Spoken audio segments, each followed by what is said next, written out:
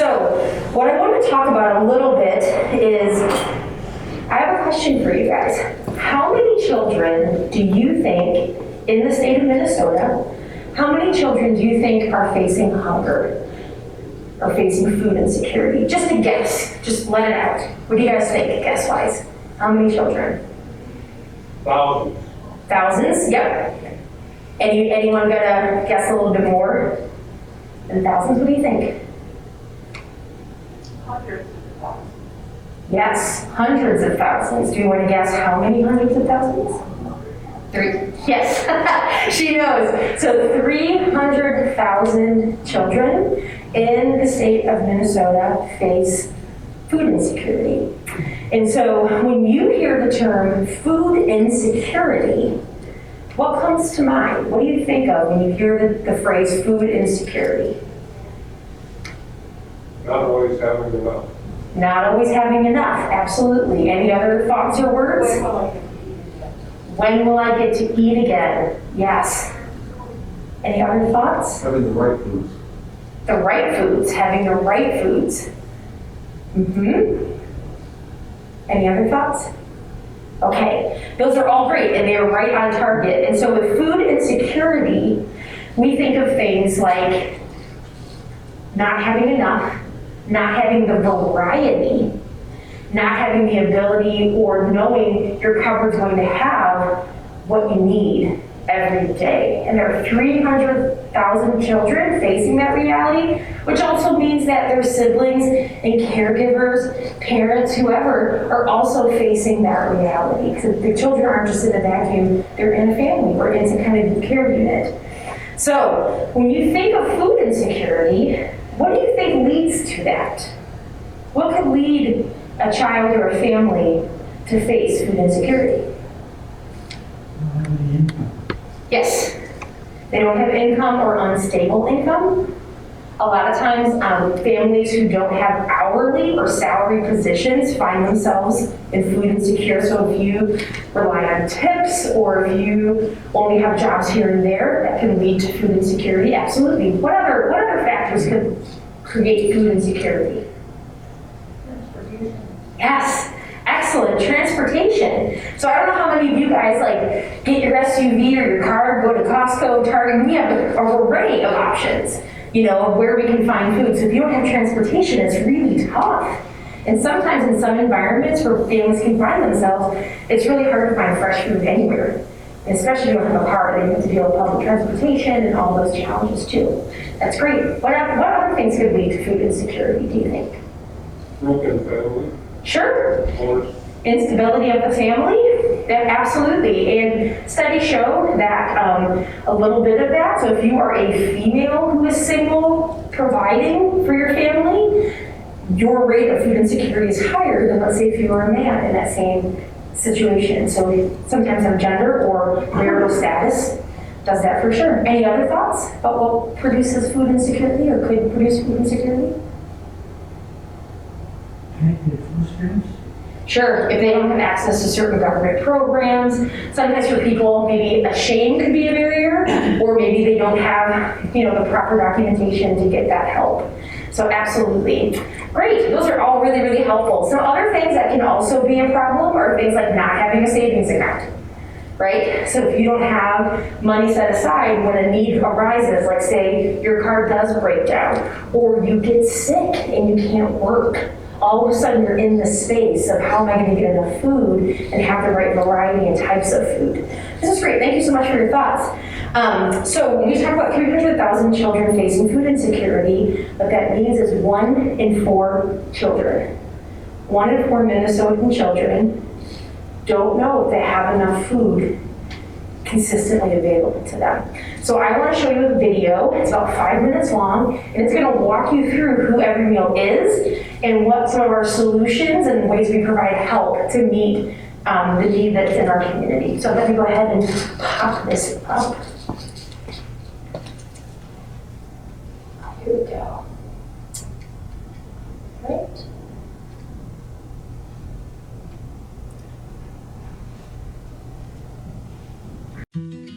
More than 300,000 children in Minnesota live with food insecurity. When they don't have access to the meals provided at school, such as on weekends, summers, or extended breaks, the risk of hunger is very real. Every Meal was founded with the mission to solve this. What started as a single weekend food program for 27 kids at one school in Northeast Minneapolis in 2010, today has grown to provide millions of meals to children across Minnesota. And as long as there are kids who still go hungry at home, our journey will continue. We know hunger impacts a child's ability to learn and grow. Hungry children get sick more often, perform lower in school, have more social and behavioral problems, and difficulty adapting to stresses. Yet, child hunger is very solvable because we believe it's not a supply problem, but a distribution problem. Through our approach, we're able to make a significant impact on child hunger.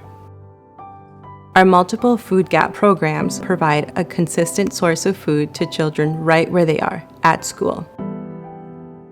Placing bags of nutritious, non-perishable food into backpacks for kids seems simple. But behind it is a large, coordinated, logistical effort among food manufacturers, distributors, growers, community sponsors, school partners, program managers, and volunteers, all working to leverage the tools and expertise provided by Every Meal in the common mission to fight child hunger. Here's how it works. At our hub warehouse in Roseville, Minnesota, we inventory all of the food we distribute to schools and community sites. We purchase the food from reputable food banks, wholesalers, and manufacturers who deliver it in bulk. The quality of the food we provide is extremely important. Our staff dietitian works to ensure we provide good food that retains the dignity of children. That means our food is nutritious. It looks, smells, and tastes delicious. And we provide 5 meal bag options with a variety of food reflecting the cultural diversity of the children and families we serve. We organize packing events where volunteers assemble the appropriate variety of food into each bag to form meals that are nutritious, delicious, and relevant. The meal bags are packed into boxes and pallets and loaded onto Every Meal trucks for delivery to the schools. From here, the sponsor and school partnership comes to life. Sponsors are community organizations such as churches or local businesses who partner with the school to provide funding toward the program and volunteers to help distribute the meal bags. Each Friday, volunteers place individual meal bags discreetly in participating children's backpacks while they're in class.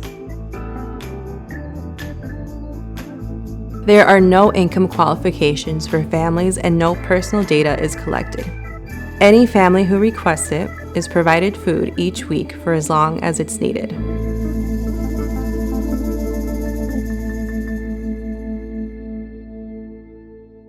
During the pandemic, when families were forced to stay home and food insecurity grew considerably, our model of distribution changed dramatically. Thankfully, because of the support of generous donors, the flexibility of our school sponsors, and the hard work of staff and volunteers at Every Meal, we were able to quickly ramp up our distribution by 400%. Our growth since we started in 2010 and the fourfold increase during the pandemic has meant one thing to us. The need is great.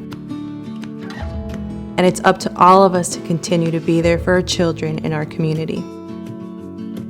We're experiencing one of the highest rates of child hunger in Minnesota in decades, and the increased level of need is expected to remain. Our food is reaching families who need it most. In whatever circumstance families find themselves struggling to put food on the table, Every Meal will be there to ensure kids have the food they need to learn and grow. Our strongest asset is our ability to work together to ensure every child gets every meal.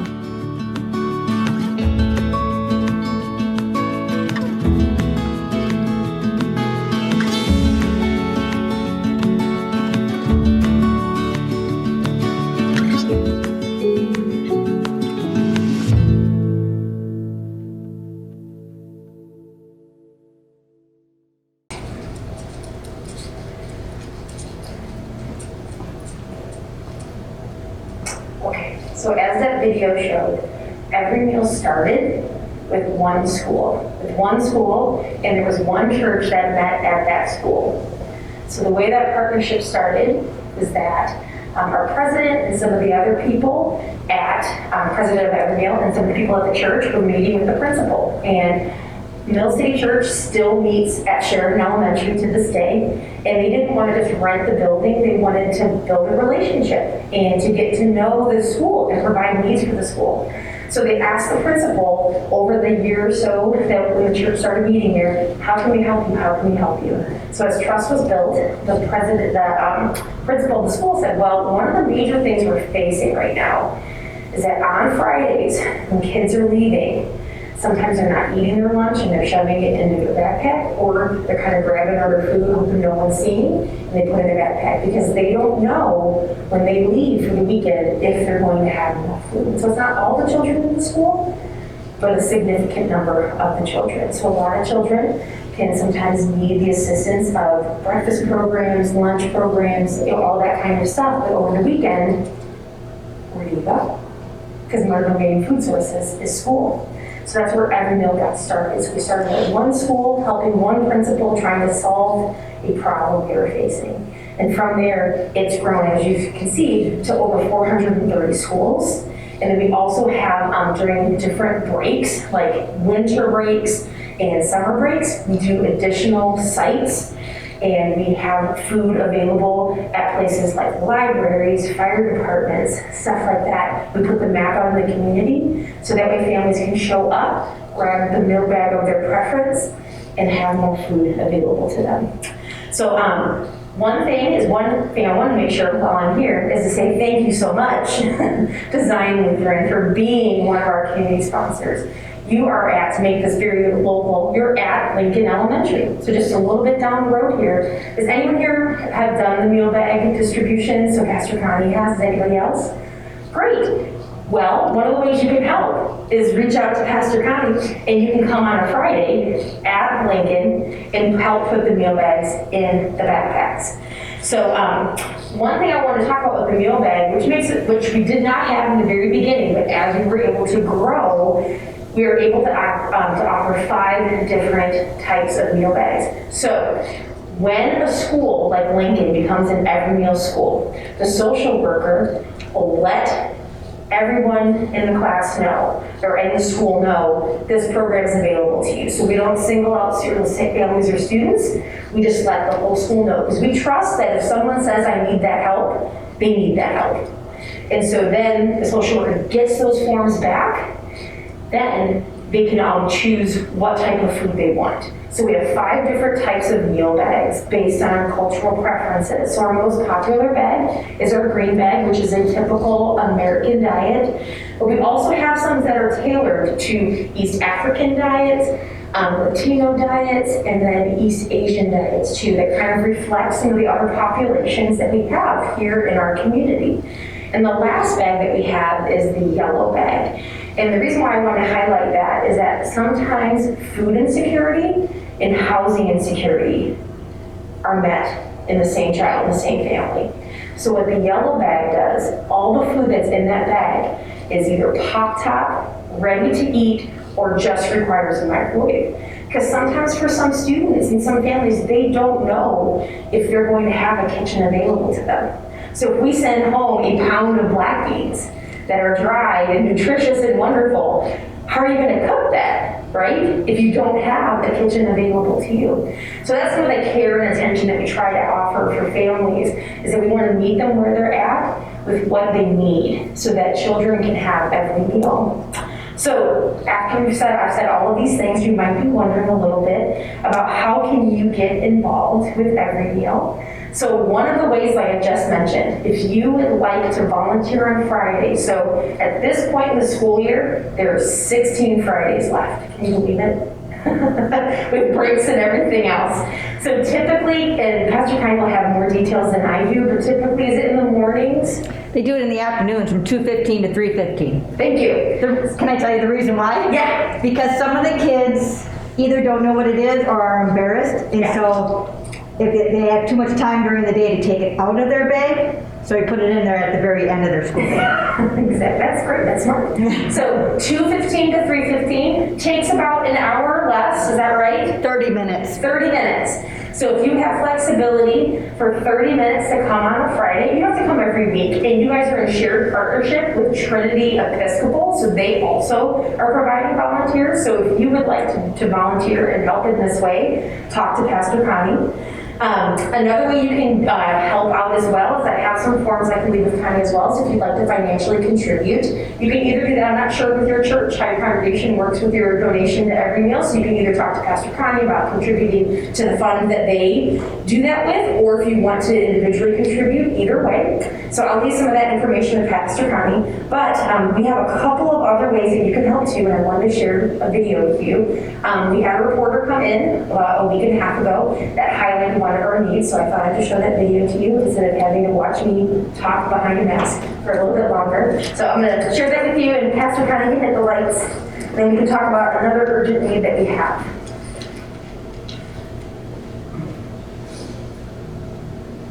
Okay, this one might try to play the commercial, so I'm going to mute that first because you don't need to.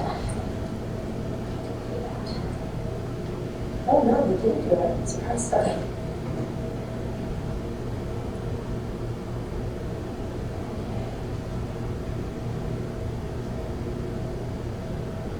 An increase in the need for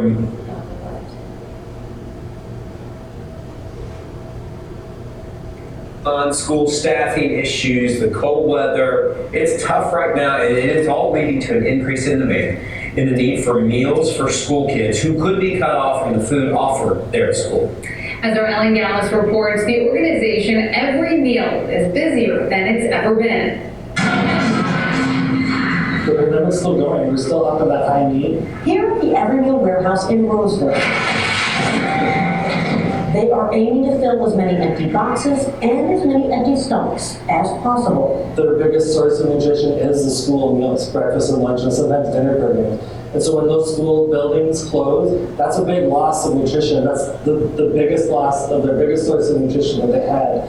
And so as the school district's trying to get food out, we also try to get food out. Rob Williams, president of Every Meal Food Bank, says they've been busier than ever. He says distance learning and quarantines mean that some kids across the metro have not just been cut off from school, but cut off from their most reliable source of food as well. These food banks are a way to bridge the gap. Williams says they're trying to find places and partners to make them available. All of a sudden with a bunch of schools, the school district's closing, just saying, hey, libraries, fire stations, city halls, whatever is like a safe, warm, community-oriented or located space for those kids and families to access the food.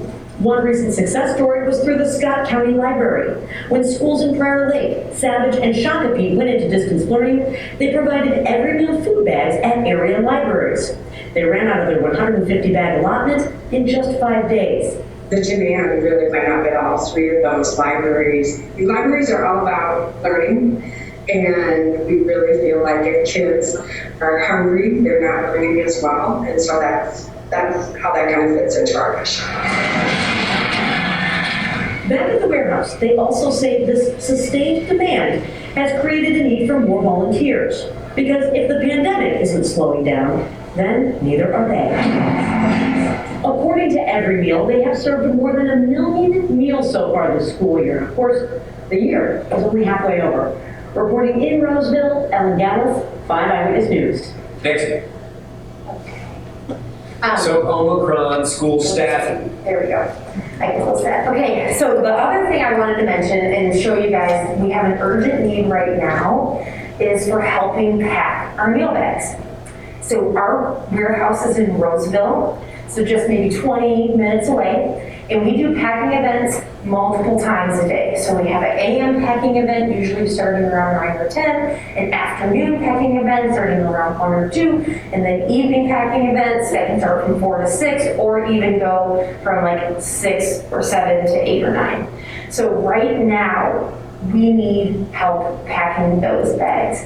So if you're somebody who maybe had participated in something like Feed My Starving Children, or those, it's like very similar to that, where you have your station and someone's about 6 feet away from you and everyone's got a mask on, and you take your can of mandarin oranges, put it in the bag, push it down the line. And so it's really fun. Usually it's about an hour, hour and a half, so as long as you can stand, we give a break in there too, as long as you can stand and put something in a bag and push it down.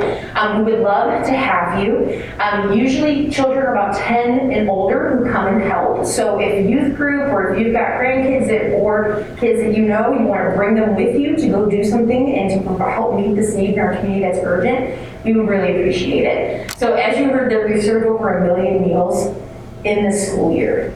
And so we need help packing these bags, because we can have all this food delivered to us, but we need to get it in the bags so we can get it in the boxes so we can get it out the door to families in need. So if you are interested in that, I will send the link to Pastor Connie and you can ask her for it. We have a volunteering website on our webpage, everymeal.org/volunteer. And on that page, you just click, a calendar pops up, and you can see what days and times are available if you would like to join us. So you don't have to work through me or Pastor Connie. You can select yourself, look at your own calendar, and come on out and see us. So that's a huge need that we have right now as well. So Pastor Connie, is there anything that you'd want to add to this? No, I don't think so. Okay, great. Yeah. In case I missed something, because it is possible that I can miss something. Okay, so I'm going to wrap up. Before I do, I just wanted to pause to ask, do you have any questions? Are there any questions that you have or any thoughts that you have? I just want to make a comment. I work at an elementary school in the lunchroom. And when we went to distance learning, this spring, I don't know which time it was, but we got the Sheridan meals at that time. Oh, wonderful. And so when they would come through and get their big meals on Fridays, we could give them the extra bag. And not everybody took them, but the school I'm at, the need is great. And the people that took them were so thankful. And they would go with their cars full of food to get them through the weekend. That's wonderful. And it was really wonderful. And we did, when school came back, then on Fridays we'd send them home in the backpack. And that was tricky though, because at that time we were still sending other meals home too. So these poor kids. Oh my gosh, it was so much. You're right. Sure. It was wonderful, but we had to figure out. Yeah, exactly, because you're on the end of working with the students. Yeah, on the bus drive. But it was good. But it's those kind of things, right? Like for a lot of us in our lives, in our stage of life, I don't have children. And so, or maybe some of us don't have children at home, or we're parents. You just kind of forget some of those things when a pandemic or schools close hit. All of a sudden, it's like, wait, how are people going to have basic needs met? And so you've been able to have the experience of being in the school, seeing it firsthand. So I'm so glad to hear that you were able to be helpful. Really good. That's great. Does anyone else have any questions or thoughts they'd like to share? One of the things that I like, when we first started with every meal, we gave the money and we said, this is for Lincoln, and that's what every meal did, was allow that. But what I like now is that when you give the money to every meal, it goes for every child. Every child, not just one. I mean, yes, we do sponsor Lincoln as we go in there and put the food bags in, but Lincoln was, I think, sponsored by a couple other churches too. So, I think they're well supplied. So it's nice that it can go to the needs of other schools and other children. Absolutely, and that's a really great point. So when we first started as an organization, obviously you started one school, and then we were at like 3 schools. So in order for us to know, can we buy enough food, we had to find sponsors where it's like, how many kids can you, because we can feed one child, and currently we can feed one child for an entire year for $250, because we are a direct importer. So we've been able to get the certification to be a direct importer. So we've got somebody who's our procurement manager. He calls and makes deals and tries to find healthy, nutritious food in bulk. And so like what Connie's saying here is that in the past, we used to have to be like, we can only fund, if the kid, there's 50 kids, we can only fund 25 because we don't have enough money. But as our organization's grown and we've been able, with the help of private donations and grants and things like that, we can cover every child that needs the food at this point, which is fantastic. And so like what Pastor Connie's saying is that your donations and contributions impacts every child, not just the ones that get. So. Great question. So it started in the Twin Cities, and then with 430 schools, and actually we're over that, I think closer to 450, it's throughout the state of Minnesota. So we're up in Superior, and we, it's a little bit of a joke, but we're like, we're also in Wisconsin, so we have a 2-state model now, but we're just in Hudson. So it's right across the river. So, but it's throughout the state. So it's both urban areas, rural areas, suburban areas. We've been around for about 12 years now, so our reach continues to grow as time goes on. So it's not just in the metro. It's a great question. Any other questions or thoughts? Okay. Well, thank you so much just for your time, for your attention, and thank you so much for your partnership. We really appreciate Zion Lutheran and Pastor Connie. She is the person who's working with both schools to get everybody signed up. So she is a gem, and we deeply appreciate her too. So thank you for your time, and if you have any questions, I'll just be up in the front for a little bit, but otherwise have a wonderful rest of your Sunday, and thanks for your time and attention.